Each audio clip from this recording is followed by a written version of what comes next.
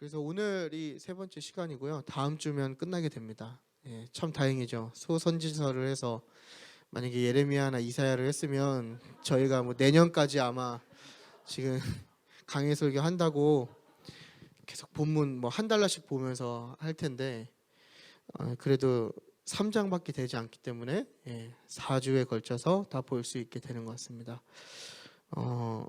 일단 강해 설교는 단락 구분을 먼저 한 상태로 이제 진행이 되기 때문에 오늘은 2장 전체가 단락입니다. 한 단락이고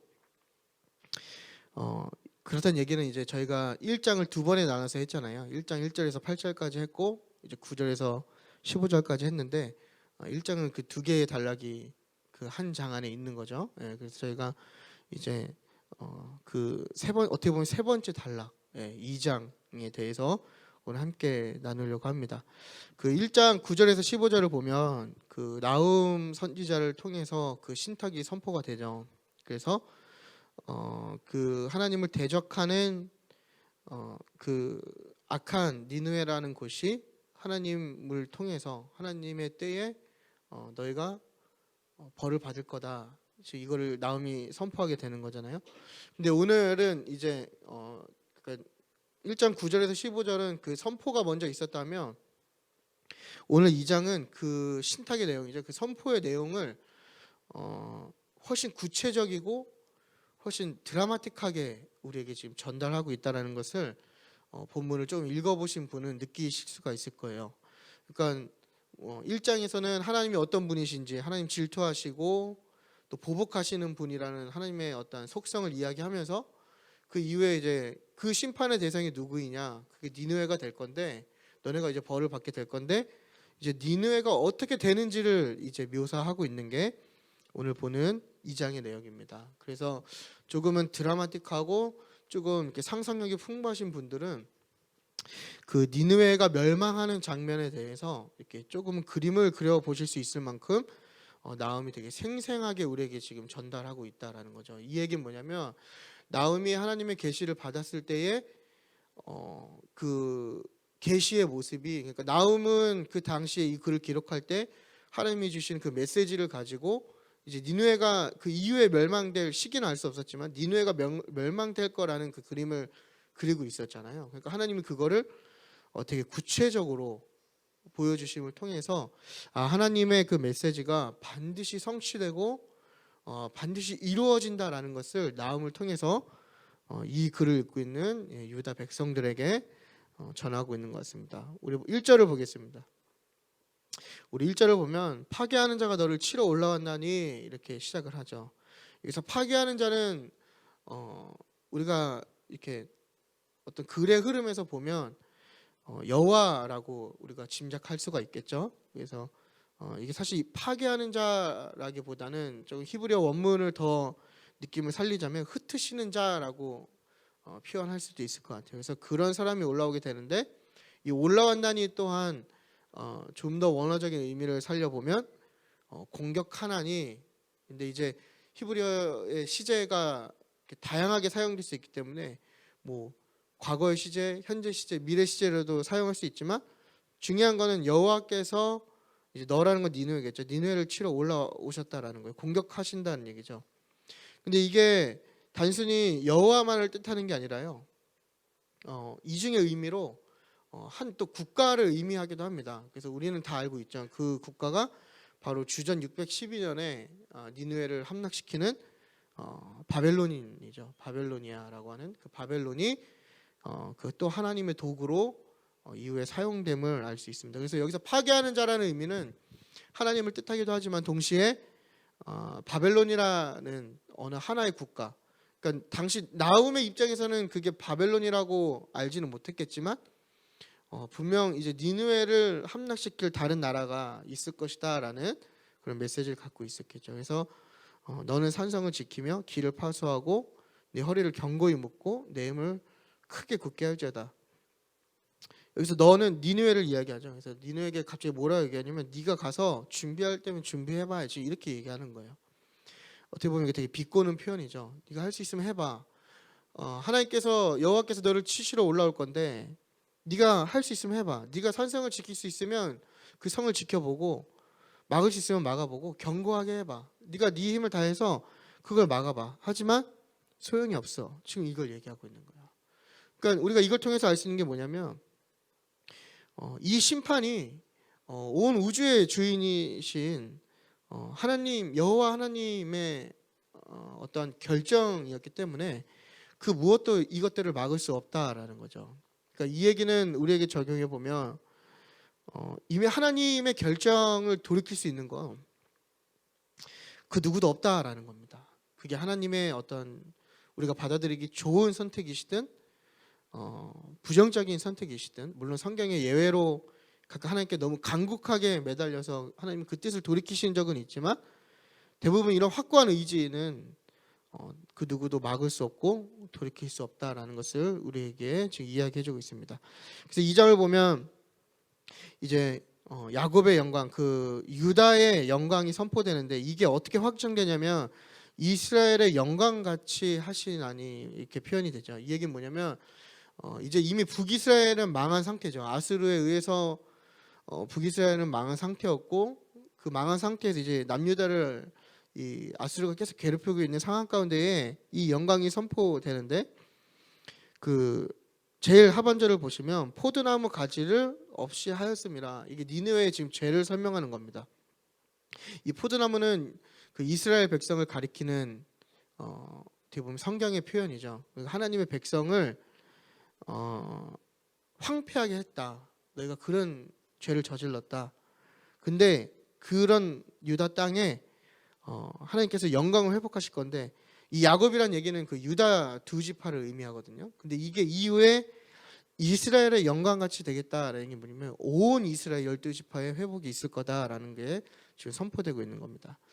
우리가 여기서 주목해야 할 것은 뭐냐면 제가 지난주에 설교할 때 기억하시는 분들은 기억하시겠지만 하나님께서 니느웨의 멸망을 선포하신과 동시에 유다의 회복이 있을 거라는 제가 이야기를 해드린 것 같은데 우리가 여기서 기억해야 될 건 뭐냐면 니느웨가 멸망했기 때문에 유다가 회복이 있는 게 아니고요. 하나님께서 유다를 회복시키시려고 결정했기 때문에 니느웨의 멸망이 있는 거예요. 그러니까 이게 왜 중요하냐면 그 주권이 누구에게 있냐라는 거죠. 그러니까 마치 니느웨가 멸망했기 때문에 자연스럽게 유다가 독립한 것처럼. 그러니까 뭐 우리나라 예를 들면 우리가 일제 독립을 사실 뭐 좀 논란이 될 수 있는 얘기이기도 하겠지만 제 생각에는 저희의 힘으로 된 거라고 생각하지는 않거든요. 사실 그 핵을 맞았기 때문에 그거를 패배를 승복하면서 저희도 자연스럽게 광복이 된 거잖아요. 그게 맞겠죠? 예, 제 기억으로는 아무튼. 근데 그런 의미와 틀리다라는 거예요. 어떤 나라가 망해서 자연스럽게 그 영광이 회복되는 게 아니라 하나님이 하나님의 백성을 내가 너를 이제는 구원하기로 선택했다. 그렇기 때문에 너를 황폐하게 만든 그 악한 나라를 내가 멸하겠다 이거죠. 그러니까 그 주권이 하나님께 있다. 이걸 지금 우리에게 이야기해주고 있는 겁니다. 그래서 1절과 2절은요 고소 단락입니다. 그래서 고소하고 있는 거예요. 그러니까 심판을 선언하는 거죠. 너희가 이러이러한 잘못을 했어. 지금 얘기하는 겁니다. 그리고 이제 3절과 5절을 보겠습니다. 사실 3절부터 뭐 13절까지는 다 쉽게 얘기하는 선언입니다. 너희가 이렇게 했기 때문에 이렇게 될 거야. 제가 말씀드렸죠 지난주에 원인과 결과. 너희가 이런 죄를 저질러서 이렇게 될 거야. 오늘 그 결과에 해당되는 건데요. 3절을 보면요, 이제 그 전투 장면을 되게 생생하게 나오미 묘사합니다. 이 용사들의 방패가 붉고 옷도 붉다. 이 붉은색을 두른 군대를 표현하는 문자적인 해석이 될 수도 있지만 동시에 피로 물든 피로 빨갛게 물든 방패와 그 오늘날 얘기하면 군복을 입고 있는 갑옷을 입고 있는 이 파괴하는 자의 용사들의 모습을 먼저 표현하고 있어요. 그러니까 뭔가 그 전쟁 장면을 우리가 생각해 보면 되게 강렬하게 다가오겠죠. 진영을 갖추고 그 대열을 갖추고 있는데 상대방에 있는 그 군인들이 막 피가 뚝뚝 떨어지고 막 피가 묻어 있는 상태로 다 뭔가 되게 전투적인 눈빛으로 오하열을 맞춰서 서 있는 거예요. 그러면 상대방의 입장에서 되게 두려움을 느끼겠죠. 근데 그게 다가 아니라 뭐 새가 번쩍이고 창이 유동하는다. 그러니까 군인들의 사기가 되게 엄청나다는 걸 지금 표현하는 표현입니다. 그러니까 이미 많은 전투를 치렀음에도 불구하고 혹은 전투에서 이기고 있는 그 군대가 사기까지 충전한 엄청난 지금 그 파괴하는 자, 그러니까 여호와의 군대가 지금 표현되고 있죠. 그래서 계속해서 비슷한 맥락입니다. 4절에서 5절까지 보면 이제 뭐 병거들이 뭐 어떻게 달린다, 뭐 번개 같다, 이렇게 다 이게 되게 강렬한 표현이고 기세가 등등하다는 표현이거든요. 근데 우리가 성경을 읽다 보면 그 5절이 조금 이상하게 다가오실 거예요. 왜냐면은 지금 파괴하는 자의, 그러니까 여호와의 군대에 대해서 설명을 하고 있다가 5절을 보면 조금 뭔가 이 얘기가 왜 나오지? 약간 좀 이런 느낌이 들거든요. 우리 5절을 다 같이 읽어보겠습니다. 시작.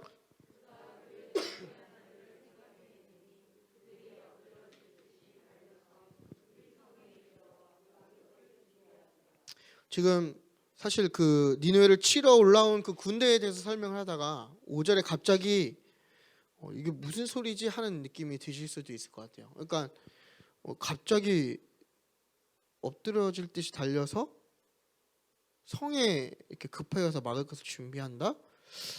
이게 무슨 얘기지? 이렇게 이야기할 수가 있을 것 같은데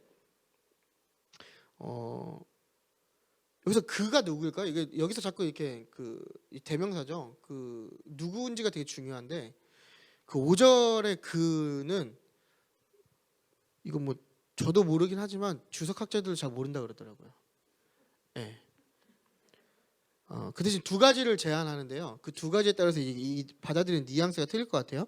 첫 번째는 뭐냐면 침략하는 자라고 우리가 그를 표현했을 때는 이게 엎드려지듯이 달리다 이 표현이 뭐냐면 포기하지 않고 치열하게 그 성을 점령하기 위해서 나아간다.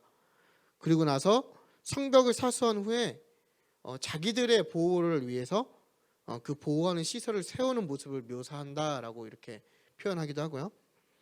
근데 우리가 한글을 읽을 때는 이게 그 파괴하는 자가 아니라 막는 자의 입장으로 좀 많이 다가오죠. 막는 자의 입장에서 뭐냐면 그 맹렬한 공격이 이제 앞서 있으니까 급히 막 방어를 시작하지만 허둥지둥 된다라는 거예요. 그러니까 뭔가 이 공격하는 사람들은 뭔가 전투의 의지가 있고 전열이 다듬어져 있으면 이 막는 자의 입장에서는 뭔가 없는 거죠. 예. 근데 여기 보면은 존귀한 자들이라 그러죠. 여기서 그가 막는 자가 되면 니네의 왕이 될 거고 그 존귀한 자들이라는 건 뭐냐면 오늘날 얘기하면 특수부대를 얘기합니다. 그러니까 니느웨에서 그 가장 핵심 전력인 특수부대가 이제 그 치러 올라오는 자들을 막으려고 불렀음에도 불구하고 되게 허둥지둥 되고 있는. 예. 그러니까 우리가 이걸 통해서 결론은 뭐냐면 무엇이든 어떻게 해석을 하든 간에 지금 이 하나님께서 니느웨를 함락시키려고 하시는 그 장면이 되게 공격적이고 되게 위험 있고 되게 맹렬하다는 거예요. 반대로 이 강력하게 뭔가 당시 모든 패권을 다스리고 있던 니느웨는 되게 허둥지둥한 입장에서 당하고 있다라는 것을 보여주고 있죠. 그래서 6절에서 10절을 가게 되면 이제 니느웨의 그 참담한 모습이 그려지게 됩니다. 그래서 강들의 수문이 열리고 왕궁이 소멸되며 그 니느웨를 가로지르는 두 가지 강이 있다고 그럽니다. 그 이름도 어려운데요. 테빌투강하고 코셔강이라고 이름을 모르셔도 돼요. 저도 이번에 설교 준비하면서 안 성인데 그 강인데 아무튼 그 강이 흐르기 때문에 일단 비옥했겠죠. 강이 흘렀기 때문에 비옥했는데 중요한 건 뭐냐면 그 수문이 있었대요. 실제로 이제 고고학적으로 보면 그러니까 이 6절의 말씀이 그 주전 612년에 바벨론이 니느웨를 공격할 때 그대로 이루어진다는 걸 결론을 말씀드리고 싶은 거예요. 뭐냐면 그 니느웨 공격할 때 그 기록들을 보면 폭우가 많이 내렸는데요. 그 바벨론 사람들이 그 수문을 잠그고 있다가 물을 일제히 흘려보내면서 사실 그 니느웨라는 성이 되게 요새잖아요. 근데 그 물이 그렇게 흘러가면서 성에 구멍이 났대요. 실제로. 그래서 그 구멍을 낸 후에 이제 비가 멈추고 물이 말랐을 때 그 구멍으로 쳐들어가서 니느웨를 공격해서 함락시켰다라는 기록이 있다라는 겁니다. 그러니까 이 6절의 내용이 그 나움이 본 그 장면이 실제로 주전 612년도에 이루어지는 거죠. 그러니까 하나님의 말씀이 언젠가는 꼭 하나님의 때에 성취된다라는 것을 우리가 꼭 기억했으면 좋겠습니다. 예, 우리는 당연히 나훔도 그렇고 예레미야도 그렇고 많은 하나님의 선지자들이 그 때를 정확히 알 수는 없었겠죠. 왜냐하면 이렇게 직선사관으로 보고 있기 때문에 오히려 그게 막 몇 년 뒤에 이렇게 될 거야, 이거는 좀 더 위험하겠죠. 근데 그게 아니라 그때는 모르지만 그 전능하신 하나님을 신뢰함으로 그걸 믿고 그때를 기다리는 거, 그게 우리에게 좀 요구하는 믿음인 것 같아요. 그러니까 나움도 아마 그런 입장이었겠죠. 뭔가 절박하고 압제당한 상황 가운데 하나님이 보여주신 장면은 너무 생생한 거예요. 근데 그게 지금의 상황으로 봐서는 당장 이루어질 것 같진 않지만 이게 반드시 이루어진다, 이런 믿음이 있었다라는 거죠.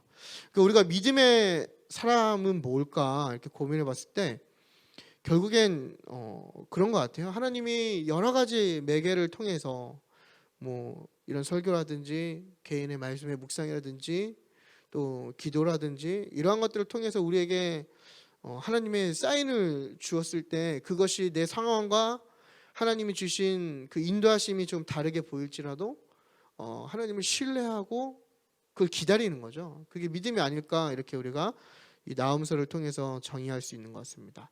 그래서 7절을 마저 보시면요, 이 왕후가 나오는데요. 이 왕후는 니느웨의 그 왕비일 수도 있고요, 그 여신상일 수도 있습니다. 그러니까 이렇게 자꾸 제가 이렇게 나음서를 계속 여러분들께 이렇게 본문을 주의하면서 여러 가지의 내용을 말씀드린 이유가 뭐냐면, 그 히브리어 자체가 이렇게 딱딱 명확하지가 않아요. 그러니까 쉽게 설명을 드리면, 그러니까 같은 단어라도 뭐 점이 하나 있고 없고의 차이, 혹은 뭐 앞에 맥락의 차이, 또 뭐 뒤에 어떻게 얘기했느냐에 따라서 다양한 해석이 이루어질 수 있기 때문에 다양한 해석들이 당연히 나오겠죠. 예.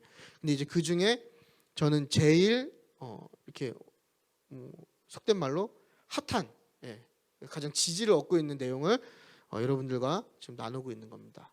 그래서 아무튼 7절과 이런 모습, 8절 보면 되게 처참하고 치욕을 맛보는 니느웨의 모습인 거죠. 왕후가 뭐 그게 신상이든 뭐 왕비이든 어쨌건 그 벌거벗은 몸으로 끌려가고 있다라는 게 되게 치욕스러운 거죠.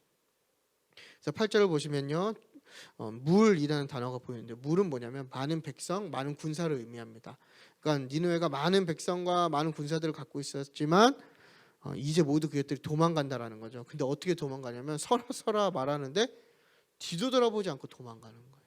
그러니까 되게 처참하죠. 예, 진짜 전 세계의 패권을 쥐어잡고 있었던 아시리아라는 그 강대국의 말미가 이렇다는 게 참, 이게 볼수록 우리가 느낄 수 있는 건 뭐냐면, 이게 하나님이 하시지 않으면 과연 누가 할 수 있을까, 이런 생각을 해봐요. 그러니까 뭐 대부분의 믿지 않는 사람들은 당연히 바벨론이라는 나라가 더 강했기 때문에 역사의 흐름 속에서 자연스러운 어떤 분위기, 어떤 이렇게 뭐 패권이 바뀐 게 아닐까, 이렇게 이야기할 수 있지만 사실 저희는 다 그게 하나님의 섭리라는 걸 믿는 거잖아요. 그리고 하나님이 일하고 계시다라는 걸 믿는 걸로 우리가 바라보는 거죠. 그리고 뭐 이런 내용들을 볼 때 계속해서 그걸 얘기하는데, 9절을 보면 노력하라 나오죠. 그 여러분, 이것도 한 가지 성경 해석 방법은 아니고요, 그냥 특징인데요.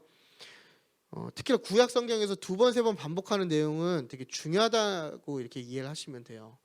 그리고 그 완전 숫자 제가 말씀드렸죠. 여기서 말씀 안 드린 건가요? 아무튼 어디선가 제가 교회에서 말씀을 드렸는데 1, 3, 5, 7, 10, 완전 숫자죠. 그런 또 의미도 알고 계시면 성경을 보실 때 좀 재밌으세요. 그리고 두 번 연속으로 나오는 거는 되게 그 강화시킨다는 표현이거든요. 강조보다는 좀 강화하고 있는 거예요. 그래서 구절을 보면 노력하라 이러죠. 그러니까 그 새로운 정복자들이 이제 노력하기 바쁘다라는 걸 표현하고 있는 겁니다. 그러니까 되게 풍성함에 살았던 니느웨 사람들이 이제 뒤도 돌아보지 않고 도망가는 상황 속에서 새로운 그 정복자들이 그것들을 다 취하고 있는 거예요. 그래서 어떻게 되냐, 결국에 10절을 보면요, 공허하게 됐고 황폐하게 됐고 낙담하게 됐다. 예, 뭔가 화려한 니느웨의 모습과 황폐한 니느웨의 모습이 대조되는 걸 우리가 알 수 있죠. 서로 비교가 되면서 결국 이게 여호와의 그 보복의 결과이죠. 하나님께서 보복하시겠다 말씀하셨을 때 그게 어떻게 성취되냐면 그 니느웨라는 화려한 니느웨가 황폐해진다. 이걸 우리에게 이야기해 주는 것 같습니다. 그래서 무릎이 서로 부딪히며 허리가 아프게 되며 모든 낯이 빛을 잃다. 이게 다 수사학적인 표현이거든요. 성경에서 사용하는 표현인데 뭐 실제로 무릎이 막 서로 부딪히진 않겠죠. 그럴 수도 있긴 할 것 같아요. 좀 무서우면. 예, 근데 여기서 이제 이런 표현들을 통해서 그 니느웨 사람들이 갖고 있는 그 공포를 되게 온몸으로 지금 표현하고 있는 겁니다. 두려움에 되게 떨고 있는 거예요. 또 허리가 아프게 된다. 이건 아무 힘도 쓸 수 없다라는 얘기죠. 그리고 모든 낯이 빛을 잃었다. 그러니까 되게 공포에 휩싸인 초라한 모습인 거죠. 그러니까 항상 어떤 승자의 위치에 있던 니느웨가 되게 처참한 패자의 얼굴이 됐다라는 걸 우리가 알게 됩니다. 자, 11절과 12절을 읽어보도록 하겠습니다. 11절 시작.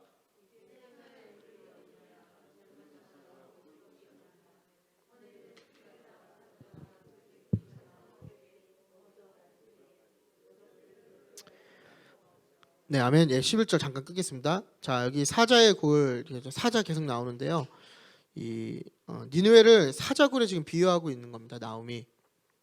그래서 심판 후에 초라해진 니느웨의 모습을 지금 조롱하고 있는 거죠. 그러니까 그 사실 사자라고 하면은 사자 다 보셨죠? 한 번씩. 안 보신 분들은 그 서울랜드 가시면 있더라고요. 에버랜드도 있고요. 예, 가시면 있는데 사자가 실제로 되게 난폭하죠. 난폭하고 잔인한데 지금 그 모습을 빗대서 이제 니느웨를 표현하고 있는 겁니다. 그래서 이사야 선지자도 그 니느웨를 사자라고 표현을 하거든요. 이 니느웨를 사자굴에 비유하면서 이렇게 화려했던 그 니느웨 사람들이 거할 수 있던 그 장소가 이제 하나도 남지 않고 없어진다라고 지금 이야기하고 있는 거예요. 그 사자굴이 어디 있느냐 이 얘기는 뭐냐면 너희가 거할 곳이 어디 있느냐 이렇게 질문하는 거거든요. 그러면서 젊은 사자가 먹을 곳이 어디냐 이 얘기는 뭐냐면 1장 14절에 그 너의 그 왕위를 이을 그걸 끊는다고 말씀하시잖아요. 그러니까 그 다음 그 왕권을 이어받을 사람이 없다 지금 이렇게 얘기하는 거죠. 그래서 그들을 두렵게 할 자가 없었으나 12절을 보면요. 이제 그것들이 다 무의미하게 된다 이걸 이야기하는 겁니다. 그래서 이 니느웨의 행위를 보면 여기에 찢고 움켜 사냥한 이런 표현들이 있는데요. 이게 결국에는 니느웨가 그 마치 사자가 자기 새끼를 위해서 다른 동물을 찢어 죽이는 것처럼 이 아수르라고 하는 나라가 자기의 나라를 위해서 다른 나라들을 압제하고 약탈하고 노력한 것을 되게 그 난폭함과 폭력성을 이 사자에 빗대서 지금 묘사하고 있는데 결과적으로는 그 사자굴이 없어졌다라는 거예요. 무엇 때문에 없어졌냐면 여호와의 심판의 결과로 없어졌다라는 겁니다.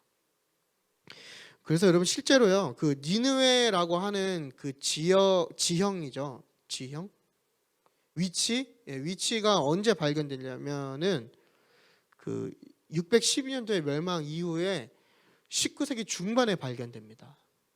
그러니까 되게 긴 시간이죠. 주전 600년에 망한 게 19세기 초중반에 와서 그 니느웨의 터가 발견된 거예요. 그러니까 뭐 제가 수학을 잘 못해서 모르겠는데 아무튼 엄청 긴 시간 동안 흔적도 없이 사라진 거죠. 그러니까 하나님의 말씀이 그냥 대충 성취되는 게 아니라 되게 지금 디테일하게 성취되고 있는 것을 우리가 이 말씀을 보면서 발견하실 필요가 있는 것 같습니다. 13절 보겠습니다. 이거 결론인데요. 그 선언의 결론인데 여기 한글 성경에 생략되어 있는데 그 앞에 이제 보라라고 하는 외침이 있습니다. 이제 보라, 봐라 이렇게 하는 건데 이게 뭐냐면 이제 그 모든 내용들을 이제 매듭짓기 위해서 그 주의를 끄는 거죠. 여호와의 말씀에 이렇게 되어 있죠. 이게 직접적인 선언입니다. 그러니까 하나님의 계시를 여호와의 계시를 받은 나훔이 그 말씀을 이제 자기의 말이 아닌 그대로 지금 전달하고 있는 그 내용입니다. 그래서 네 가지의 그 니느웨가 그 결과를 얻게 되는데 첫 번째는 내 병거들을 불살른다라는 얘기 뭐냐면 군사력이 파괴되고 내 젊은 사자들이 칼로 멸한다. 이거는 뭐냐면 왕조의 후계자가 죽는 거. 그다음에 노력한 것을 땅에서 끊는다. 이건 뭐냐면 너희들이 갖고 있던 부와 노획물들이 다 없어진다라는 거. 그다음에 네 번째 내 파견자의 소리. 이 얘기는 뭐냐면 승리의 소식이 없다라는 것을 이야기합니다. 그러니까 하나님께서 멸하실 때 완전 멸하시는 거죠. 그러니까 절대적인 권력과 힘의 상징이었던 니느웨가 하나님께 저지른 악으로 말미암아서 그들이 더 이상 이 땅의 흔적도 찾아볼 수 없게 되고 더 이상 그 승리의 소식도 들을 수 없게 된다라는 것을 우리에게 말해줍니다. 그러니까 우리가 결국에는 이 나훔서를 통해서 자꾸 뭘 이해할 수 있냐면 내가 어느 편에 쓸 거냐라는 걸 우리가 결정해야 된다라는 거죠. 근데 대부분 우리는 우리의 신앙 가운데 조금 중립을 지킬 때가 많잖아요. 이건 뭐 하나님 편도 아닌 것이 약간 악한 편도 아닌 것이. 근데 성경이 분명하게 이야기하는 건 뭐냐면 그 중간은 없다라는 거예요. 하나님을 선택한 사람은 승리의 소식이 있는 것이고 하나님의 그 대적자의 입장에 쓰는 사람은 멸망만 있다라는 것을 우리에게 계속해서 이야기하고 있는 것 같습니다. 우리가 이 말씀을 통해서 우리의 삶에 어떠한 적용이 있으면 좋을까 생각해 봤을 때 우리가 심판에 대한 두려움과 내가 어느 위치에 있는지를 확인해야 할 필요가 있는 것 같습니다. 일단 우리가 먼저 기억해야 될 건 뭐냐면 우리가 역사적인 사실을 통해서 알 수 있듯이 하나님의 심판은 굉장히 실제적이다라는 거예요. 무언가 대충 그려지고 무언가 비슷하게 끼워 맞추는 식으로 이루어지는 게 아니라 하나님이 말씀하신 그대로 그것들이 우리의 삶 가운데 우리의 살고 있는 이 역사 가운데에 실제적으로 이루어진다는 것을 우리가 먼저 기억해야 된다는 겁니다. 그래서 우리는 이 하나님의 심판이 굉장히 실제적인 것을 깨달아야 하면서 개인적으로 두 가지를 확인해야 하는데 첫 번째는 뭐냐면 하나님의 심판을 내가 지금 두려워하고 있냐라는 거예요. 니느웨의 멸망은 분명 우리에게 하나님께서 악한 자를 내버려 두지 않으신다는 것을 보여주시면서 악한 자들이 행하는 그런 모든 방비들이 그것들을 통해서 하나님의 심판을 막거나 피할 수 없는 무의미한 일이라는 것을 우리에게 이야기해주고 있다라는 겁니다. 그러니까 하나님을 알지 못하는 사람들은 자신들이 소유하고 누리는 것들이 자기의 삶을 책임져 줄 거라고 생각하고 또 자기들이 누리고 있는 것들이 영원할 거라 생각을 한다라는 거죠. 그래서 많은 것을 더 소유하려고 하는 거예요. 마치 내가 많은 것을 갖고 있으면 내 인생이 더 안전할 수 있을 것 같으니까. 내가 많은 것을 누리고 소유하고 있으면 뭔가 내 미래가 더 보장될 것 같으니까. 그러니까 대부분 그런 것 같아요. 그냥 많이 소유하면 하나님을 의지하지 않아도 된다고 생각하는 것 같아요. 하나님이 필요가 없는 거죠. 그렇다고 뭐 이게 금욕주의가 정답이라고 말씀드리고 싶진 않아요. 우리도 많은 것을 좀 누렸으면 좋겠고요.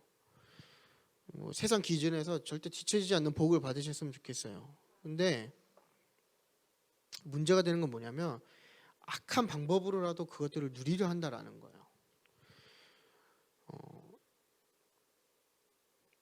좋은 집 살면 좋으세요, 여러분? 제가 살아보고 좋다 안 좋다 말씀드려야 되는데 저희 집은 막 물이 막 하속해서 넘치는 집이라 제가 뭐 그걸 말씀드릴 수가 없는데 저희 첫째 아들은 좋다 그러더라고요. 저희는 이제 이사 갈 때가 돼갖고 이제 집 알아보러 가는데 뭐 얘기하다가 제가 저희 첫째 애한테 이번에는 무슨 수를 써서라도 아파트를 간다. 근데 물 안 넘치는 집으로 가야 돼 했더니 저희 아들이 난 빌라가 좋은데 이러더라고요. 그래서 저희 아들한테는 뭐 저희 집이 제일 좋은 집 같은데 우리는 다 악한 방법으로라도 그것들을 누리려 한다라는 거예요. 어떻게든 좋은 집을 갖기 위해서라면 하나님도 버릴 수 있고요. 내가 더 많은 물질을 갖기 위해서도 하나님을 버릴 수 있고, 내가 더 높은 권력에 가기 위해서도 하나님을 버릴 수 있다라는 거예요. 이게 문제가 된다라는 거예요. 결국 이 악이란 게 뭐죠, 여러분? 그냥 우리가 악이라고 생각하는 거는 윤리적으로 뭔가 죄를 짓고 세상에 손가락질 받을 만한 윤리적인 죄를 이야기하는 게 아니라, 성경이 이야기하는 악은 뭐냐면 하나님을 멀리하고 하나님을 대적하는 게 악이라고 얘기하고 있거든요. 그러면 매일 우리의 삶에 그러한 것들을 누리기 위해서, 그런 것들을 소유하기 위해서 하나님을 멀리하고 하나님을 의지하지 않는다는 얘기는 뭐냐면 그 삶에 이미 악으로 가득한 니느웨와 같은 삶이 되어가고 있다라는 거예요. 취업이 안 되면 되게 진실하게 기도하더라고요. 우리 청년들 보면. 뭐 우리 교회뿐만 아니라 모든 청년들이 그런 것 같아요. 절박하죠. 근데 우리는 그 절박함에 있어서 선택할 때 하나님은 그 기도하는 것과 달리 그 결정에 하나님은 없는 것 같아요.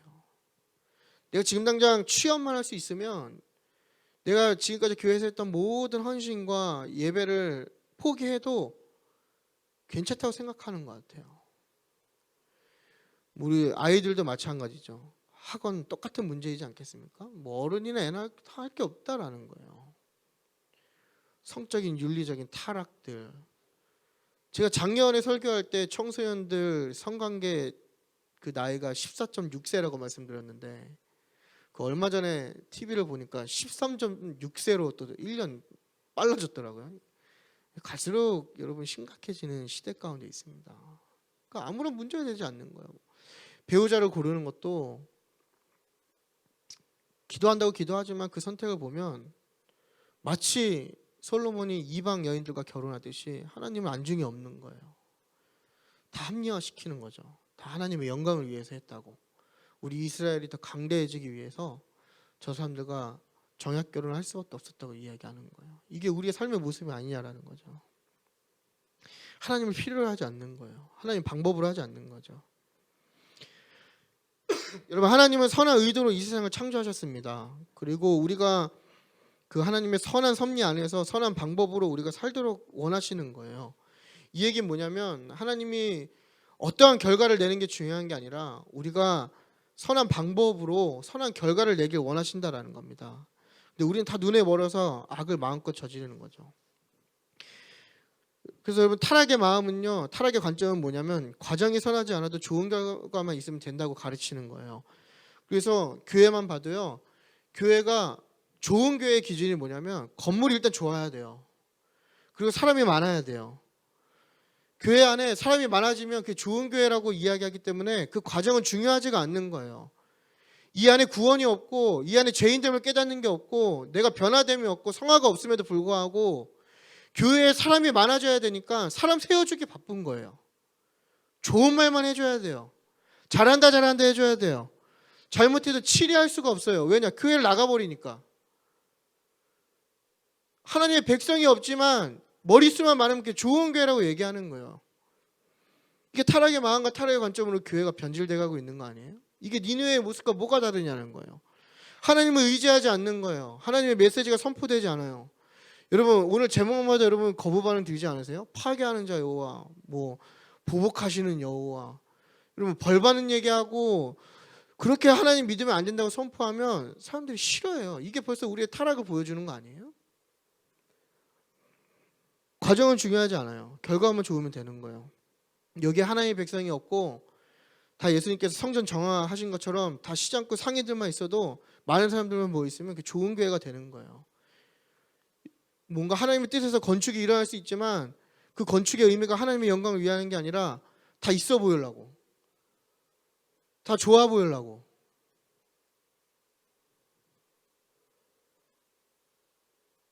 인간도 마찬가지 아닙니까? 돈, 권력, 명예 여기 다 소유하고 집착하는 이유가 여기 보여요. 다 하나님 의지하려고 하는 마음이고 타락된 관점에서 나오는 거고 다 이런 것들로 하나님 대적하는 거죠. 여러분, 이런 것들을 다 소유한다면 과연 하나님을 얼마나 믿을 수 있겠어요? 그러니까 우리에게는 부족함이 은혜라는 얘기가 뭐냐면 우리가 없을 때 하나님부터 구할 수 있는 거잖아요. 그러니까 그러니까 물론 있을 때 감사하는 건 정말 성숙한 신앙이지만 대부분의 사람들은 그러지 않는다라는 거예요.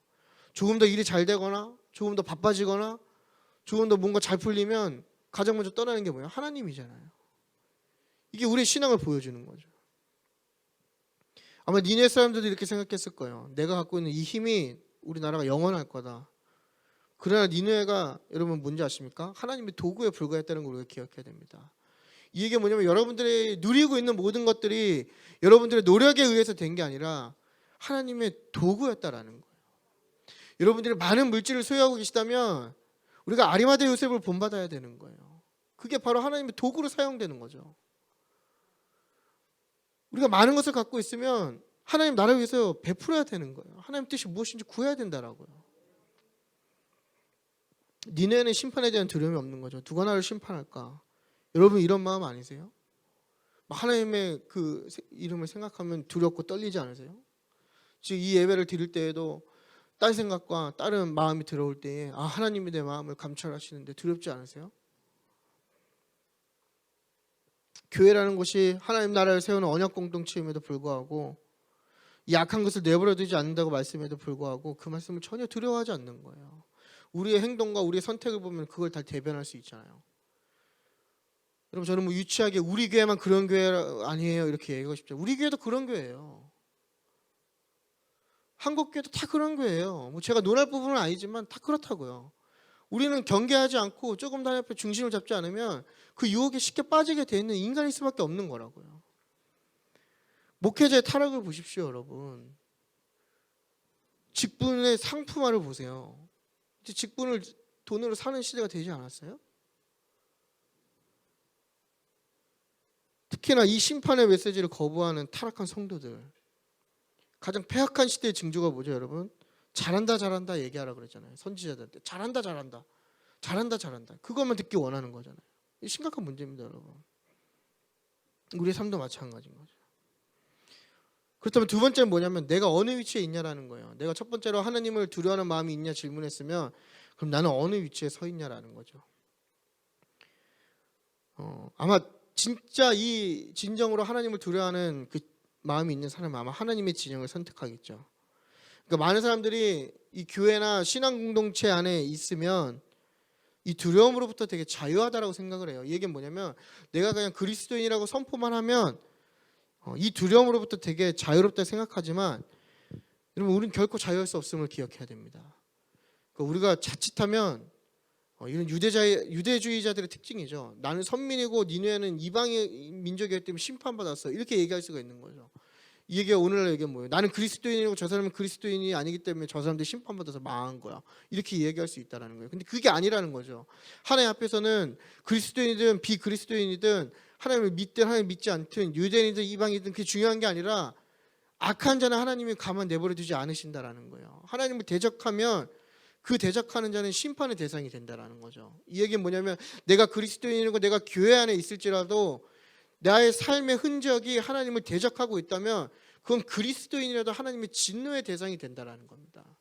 그렇다면 우리가 이 말씀을 통해서 깨달아야 될 건 뭐예요? 나는 어느 진영에 있느냐라는 거예요.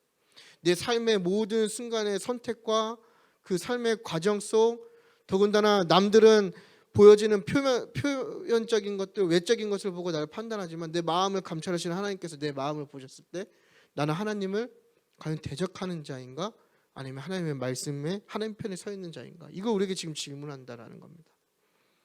물론 여러분 하나님을 두려워하는 것은 그런 하나님의 폭력적인 공포를 이야기하는 건 아닙니다. 하나님의 위엄에서 느껴지는 그 영광의 위엄에서 느껴지는 존경과 신뢰의 두려움이겠죠. 이런 우리가 이 부분에 대해서 고민해야 됩니다. 성도라면 이런 부분을 고민해야 되는 거예요. 내가 하나님을 얼마나 두려워하는가. 이게 다르게 얘기하면 뭐냐면 내가 얼마나 하나님을 인식하고 있냐라는 거예요. 이렇게 질문할 수 있겠죠. 그럼 너는 잘하냐? 저도 못해요. 하지만 누군가 외쳐야 되는 얘기 아니에요. 그렇죠? 어떻게 보면 사실 저는 이렇게 선지서 되게 좋아한다 말씀드렸잖아요. 제 성격이랑 너무 잘 맞아요. 근데 하나의 측면은 뭐냐면 제가 첫 사역을 시작했을 땐 이 선지서의 말씀이 제 칼이었거든요. 제 그 고별 설교를 아직도 잊지 못해요.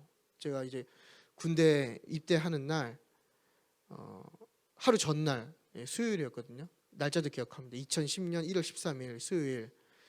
제가 이제 머리를 빡빡 민 상태에서 고별 설교를 했어요. 근데 그때 메시지가 뭐였냐면 제가 가르쳤던 그 제자 중에 가자고 전교 1, 2등이 있었거든요. 1등이 있었어요, 형제가. 근데 그 어머니는 되게 교회를 열심히 다니시고 되게 헌신을 잘 하시는데 이제 제가 학생부랑 주일학기를 담당하고 있었잖아요. 근데 꼭 시험 기간만 되면 자기 자녀들을 꼭 독서실이나 이제 학원 원장님이셨는데 학원에 보내시는 거예요. 그래서 제가 그때 본문은 기억이 안 나지만 핵심은 그거였어요. 그렇게 하면 망한다. 그렇게 신앙생활하면 망한다. 되게 어리석은 설교였죠. 근데 지금 이렇게 보면요, 뭔가 그렇게 하기보다는 그냥 저한테 하는 얘기인 것 같아요. 1차적으로. 근데 우리가 대부분 이런 것들 좀 인지하지 않잖아요. 뭔가 위로의 하나님만 원하고 뭔가 사랑의 하나님, 그렇죠? 맞죠? 그 부인할 수는 없어요. 그리고 사실 우리가 그 안에 있는 게 정답인 것 같아요. 하나님의 그 깊은 사랑을 경험하다 보면 우리가 변화하게 돼 있는 건 맞지만 우리가 이 부분에 대해서 조금은 더 민감하게 우리 스스로에게 질문할 필요가 있다라는 겁니다. 그래서 내가 얼마나 이 하나님에 대한 두려움을 갖고 하나님 사랑 안에 거하려고 노력하고 있는지 우리 스스로에게 질문할 필요가 있다라는 것입니다. 네, 오늘 말을 되게 빨리 하고 나름대로 이렇게 빨리 하려고 했는데요. 아직도 많이 남았어요. 그래서 그냥 결론을 짓겠습니다, 여러분.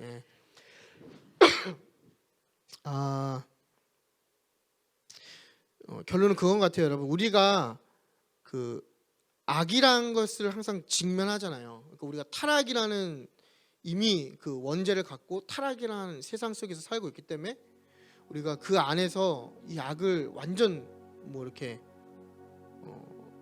그런 많은 운동들이 있었지만 그것들과 우리가 구분돼서 살 수는 없는 거잖아요. 그리고 사실은 하나님께서 우리를 그들 속으로 우리를 보내신 거잖아요. 그죠? 이 얘기는 뭐냐면 하나님이 우리를 그 악한 세상 속으로 보내셨다라는 거거든요. 근데 대부분 잘못 생각하는 사람들은 뭔가 구별됨이 되게 배타적이고 나만의 세상을 꾸리는 걸 되게 원하시는 것 같아요. 하지만 그건 하나님의 뜻이 아니죠. 하나님의 뜻은 삶의 현장으로, 그 악의 현장으로 저와 여러분들을 보내셨다라는 겁니다. 여러분, 제가 이제 예배 올라오기 전에도 지금 우간다에 가 계신 선교사님하고 이런저런 카톡을 하다 왔는데요. 그분만 선교사님이 아니라 여러분들도 사실은 선교사인 거예요. 여러분 삶에 하나님 나라를 전하는 선교사인 거죠. 근데 우리가 사역도 마찬가지지만 이럴 때 가장 괴로운 게 뭐냐면 공허한 마음이 들 때 많이 괴로운 것 같아요. 그렇죠? 우리가 어떻게 공허하죠? 나는 믿음을 지키려고 정직하고 되게 바르게 살려고 하지만 세상을 보면 악한 자들은 되게 소위 얘기한 대로 잘 나가고 더 잘 먹고 잘 누리고 이런 것들 볼 때 우리가 되게 허망함이 들 수 있겠죠. 하지만 하나님께서 우리에게 분명 말씀하시는 건 뭐냐면 이 악에 대한 하나님의 심판은 분명히 있다라는 걸 얘기해주고 있고요. 두 번째는 그 하나님의 심판을 우리가 확신을 갖고 믿어야 된다고 이 나음서를 통해서 이야기하고 있습니다. 악의 형통을 추구하거나 부러워하지 말라고 하나님 말씀하시거든요. 잠언 24장 1절 보면 악인의 형통을 부러워하지 말며 그와 함께 있으려고 하지 말아라. 우리 마음에 가끔 그런 유혹이 있을 수도 있어요. 이렇게 좀 악한 짓 좀만 하면 편하게 갈 수 있는데, 여러분 도로교통법도 마찬가지죠. 불법 유턴하면 금방 갈 수 있잖아요. 하지만 걸리면 벌점과 딱지를 맞는 것처럼 우리의 삶의 신앙생활에 이러한 공허함이 들고 이러한 유혹이 있을 때 결국에는 이 나음서를 통해서 하나님 우리에게 말씀하시는 건 뭐냐면 불법 유턴하지 말고 정직하게 살라라는 겁니다. 그 하나님의 신실함을 믿고 그대로 살라라는 겁니다. 1장 7절을 보면 환난 날에 우리의 산성 되시고 자기에게 피하는 자들을 아시는 하나님을 우리에게 말씀하고 계신 것 같습니다. 여러분 삶에 많은 도전이 있으실 거 생각해요. 사실 제가 여러분들을 이거 뭐 평가는 아니고요. 그냥 더 존경하는 이유는 뭐냐면 이렇게 참 삶이 치열하잖아요. 각자 다 나름대로 치열하지만 그럼에도 불구하고 이렇게 믿음을 지키면서 살아가시는 모습들, 그리고 또 이렇게 내가 믿음을 좀 타협하면 누릴 수 있는 많은 유익한 것들을 이렇게 뭐라 해야 될까요? 포기하고 하나님을 선택하는 그 용기들을 보면서 많은 도움이 되는 것 같습니다. 여러분, 이 나음서가 이제 다음 주 한 주가 남았는데 항상 그렇죠. 악한 자들에겐 두려움의 말씀이 될 수도 있겠지만 우리처럼 하나님을 조금 더 사랑하고 하나님께 나아가는 자들에게는 정말 따뜻한 위로가 되었으면 좋겠습니다. 그래서 한 주간도, 남은 한 주간도 이 나음서 말씀과 함께 우리를 지키시고 보호하시고 우리의 그 원수를 향해서 대신 싸워주시고 파괴해주시는 그 하나님을 더욱더 신뢰하는 저와 여러분이 되었으면 좋겠습니다.